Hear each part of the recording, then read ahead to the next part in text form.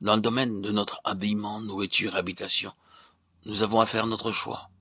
Nous pourrons choisir ce que nous allons porter, manger et où et comment nous installer.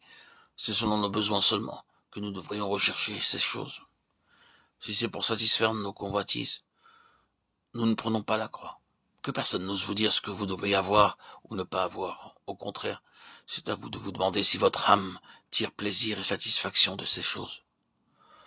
Tout ce qui subvient à notre besoin est permis par Dieu. Le vêtement, la nourriture et le logis sont tous légitimes. Dans l'Ancien Testament, nous pouvons voir que Dieu pourvu les enfants d'Israël de ces choses. Toutefois, il n'a jamais voulu que ses enfants soient occupés pleinement à ses affaires.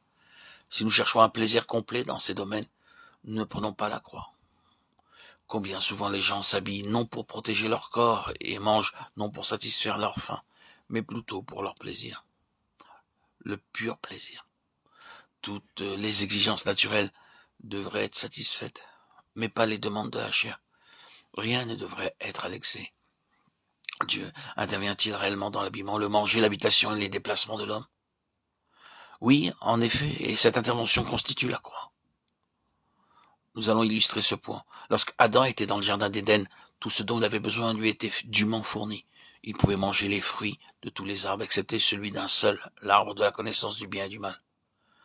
Or, s'il mangeait de cet arbre, parce que son fruit interdit était bon à manger et agréable à la vue, et non pas parce qu'il répondait à son besoin naturel, ceci deviendrait et devint une convoitise pour lui.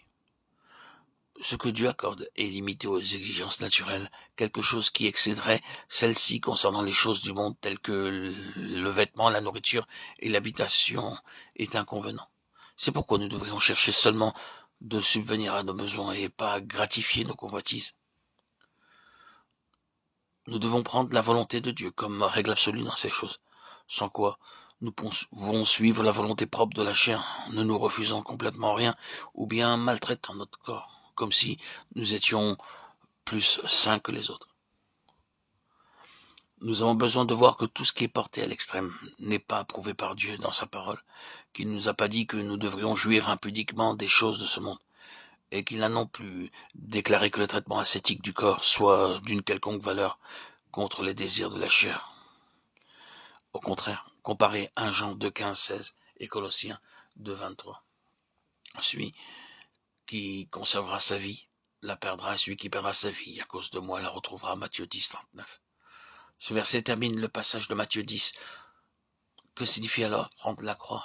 Cela signifie perdre la vie de son âme pour Christ, être blessé dans son cœur pour l'amour de Christ et endurer angoisse et affection. Et tout cela, c'est perdre l'âme. Certaines personnes refusent de souffrir ou de discipliner leurs désirs émotionnels et ainsi, permettant à leur âme de jouir excessivement, ils la perdent en définitive. Perdre l'âme pour le Seigneur, ce n'est pas permettre à notre propre âme d'être gratifiée dans ses exigences et plaisirs charnels. Si pour l'amour de Christ, nous renonçons à chercher ce que naturellement nous aimons le plus, ceci sera compté comme perdre l'âme pour lui.